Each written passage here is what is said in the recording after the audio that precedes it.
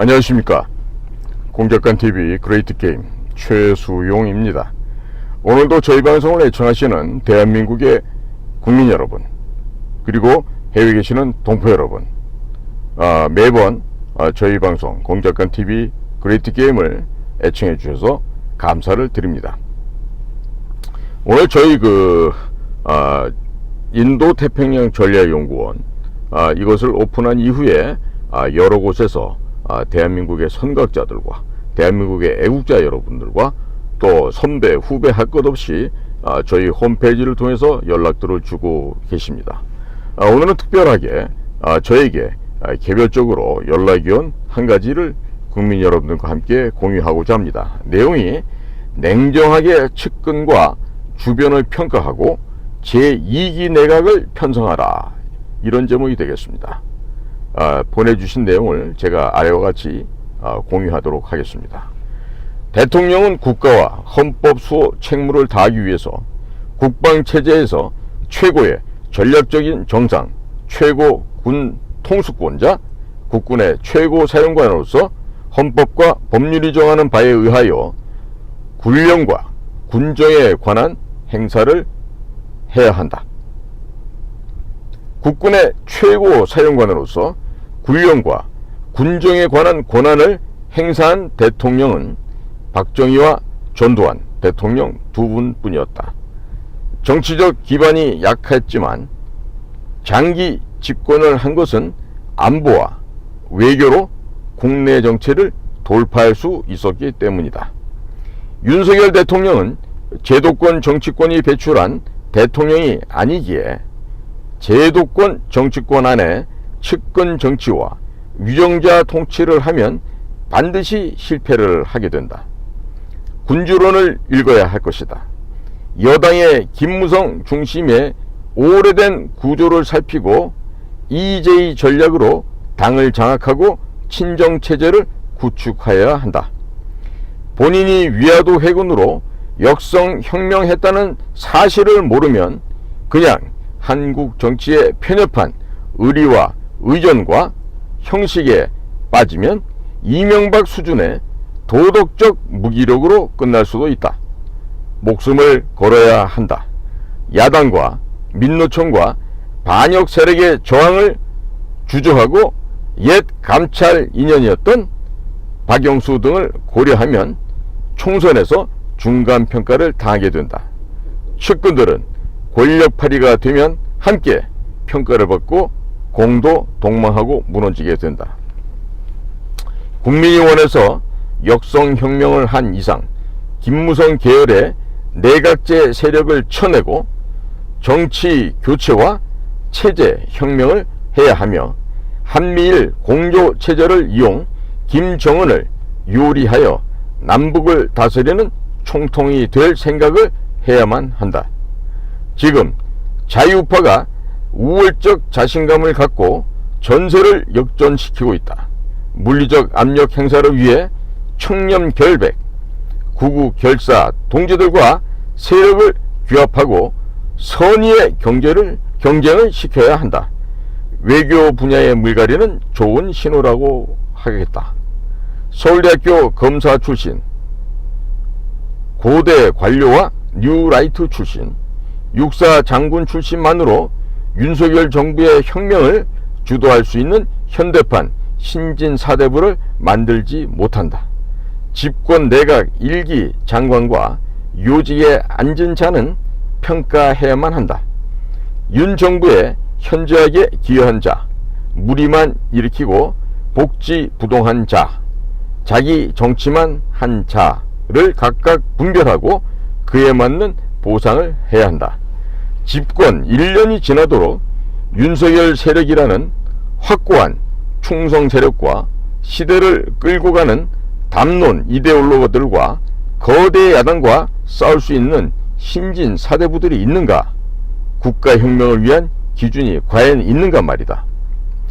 육사 출신만이라도 윤석열 대통령을 우리 편으로 만들어 적폐청산과 자유통일에 기여해야 할 것이다.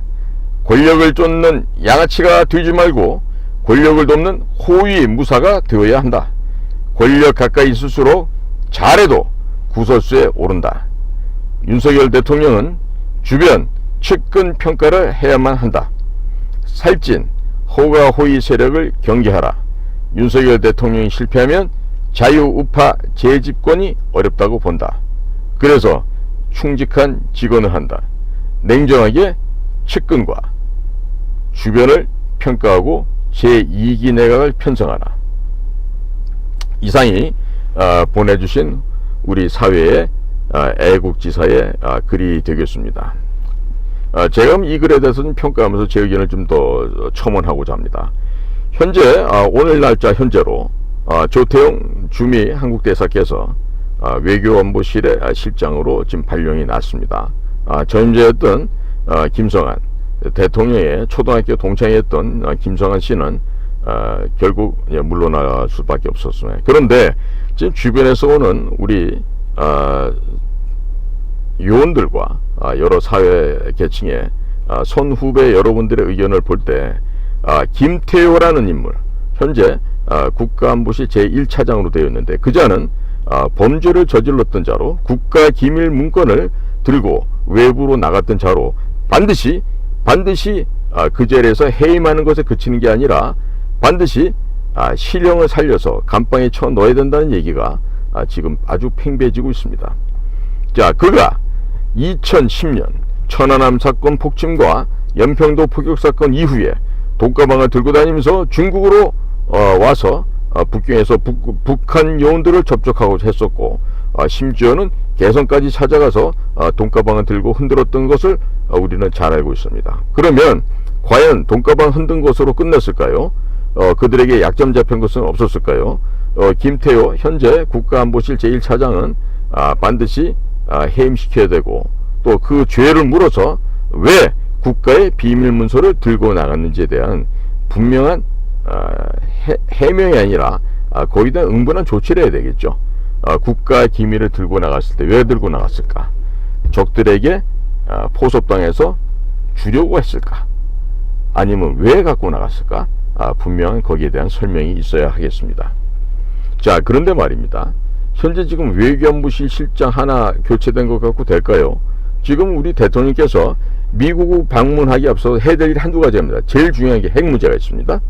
자, 두 번째, 이 핵과 더불어서 대한민국을 좀먹고 있는 이 마약은 1840년대 우리 중국에서 벌어졌던 아편전쟁의 수준에 버금갈 만큼 대한민국 사회 내에서는 북한산 마약이 창궐하고 있습니다.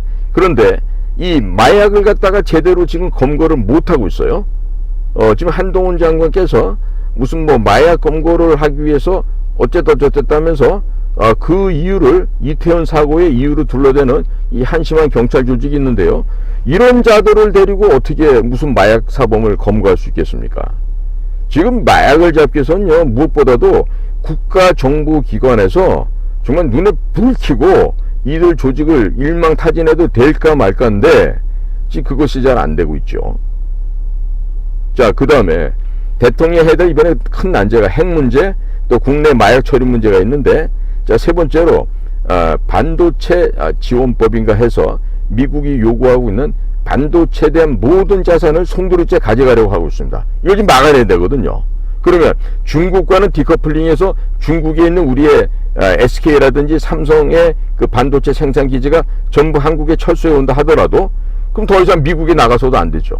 왜? 미국이 반도체 관련된 모든 산업에 A부터 Z까지 알파서부터 오메가까지 모든 것을 좀 다 하겠다고 하니까 우리는 그렇게 내줄 수는 없습니다. 따라서 미국의 SK가 됐든 삼성전자가 됐든 더 이상 미국에다가 반도체 관련한 생산 기지를 설립하지 말고 그 모든 생산 기지를 용인을 중심으로 한 클러스터에 세계 최대 단지를 지금 짓겠다고 하는 거 아니겠어요? 자, 그러면 중국과는 디커플링 또 미국에도 더 이상 추진 안 하고 다 한국으로 돌아와서 한국 중심으로 하면서 이 제품에 대한, 즉 반도체에 대한 국가 중심의 통제 체제를 법률화해서 함부로 수출도 못하게 막아야 돼요. 다만 우리와 우방들한테는 거의 무한대로 공급을 해주지만 우리 적성 국가들에 대해서는 이 반도체에 대한 수출도 규제를 걸어서 막아버리는, 이게 좀 필요한 것이죠. 자, 그 다음으로는요, 국가 방위 안보에 있어서, 자, 삼축체전이, 우리 킬체인 이거 갖고 지금 안 됩니다. 북한 아이들이 계속해서 미사일 쏴대고 저러고 있는데요. 그것을 근원적으로 해결하는 것이 바로 핵을 우리 한국이 무장할 수 있게끔 문서화로 활약하는 것이죠. 그 까닭은 뭐라 그랬죠? 미국이 중국과 북한의 핵미사일 위협을 받고 있기 때문에 한미 상호 방위 조약에 의거하여 대한민국의 혈맹인 미국을 도와줄 수밖에 없다. 우리가 도와주지 않으면 미국을 도와줄 사람이 없다. 따라서 우리는 핵을 보유하는 것이다. 이 논리로 우리의 핵을 보장받기 바랍니다. 자, 그 다음으로는 국방 차원에서 지금 주한미군의 기지는 지금 평택 위주로 지금 중부전선으로 좀 내려와 있는데요. 제주도 지역에 일본 요코스카에 머물고 있는 미국의 제7함대를 전체가 이주해 올 수 있도록 바꾸셔야 됩니다. 그래서 제주도를 불침 항공모함의 우선 기지로 만들고요. 또 그 제주도가 그렇게 함으로써 많은 미국인들과 미국 관련 시설들이 들어옴으로 해서 제2의 하와이가 되고, 제주도에서 이착륙하는 비행기가 뉴욕으로, 워싱턴으로, 파리, 런던으로 가는 전 세계를 다 두루 커버할 수 있는 그와 같은 그 국제공항이 건립되어야 할 것입니다. 자, 그뿐만입니까? 제주도 남단에 있는 제7광구 지역에 해저자원의 가스와 석유가 지금 묻혀 있다고 하지 않습니까? 그러면 그것을 한국, 미국, 일본이 3제가 공동 개발해서 이익을 나눠 먹자라고 하는 이 지하자원 개발도 하셔야 됩니다. 그래야 부족한 물량, 즉 부족한 그 현금을 그런 곳에서부터 우리가 획득해서 미국으로부터 무기도 사오고, 또 무기를 사오는 대가로 미국에게는 우리 물건을 더 많이 사가라고 이렇게 또 역제안을 하는, 지금 긴박하게 돌아가야 될 과제 한두 개가 아니에요. 그런데 보니까 지금 미국에서 항공기를 이제 폐기 처분한다고 합니다. 그러면 폐기 처분된 F-22, 예? 또 뭐 그 F-22 말고도 좋은 기계가 한두 개가 아니죠. 초고성능의 정찰기도 있고요. 또 공중 통제 경보기도 있고요. 자, 이런 비행기들을 사와야 됩니다. 사와야 되고, 또 해군에서는 또 초계기, P3 같은 비행기들 있죠. 많은 비행기 종류에 따라서 투싼에, 애리조나주에 있는 투싼에 그 앞으로 거기서 쉬고 있을 미국의 그 중고 비행기들을 가져다가 중국을 막아내는데 쓸 수 있는 거죠. 특히나 F-35 스텔스기가 지금 뭐 대세지만요, F-15 이글 전투기 있죠. F-15 그 개량한 F-15EX판을 우리가 가져오게 되면요, 거의 천하무적입니다. F-15가 F-16처럼 이 연료통이 작아서 멀리 못 날아가지 않고 1800km를 작전 반경으로 할 수 있는 그런 고성능 전투 비행기가 F-15EX인데, 그걸 우리가 갖고 오면은 당분간 20-30년 동안 동북아시아에서 공군력은 우리 대한민국이 다 제패할 수가 있게 됩니다.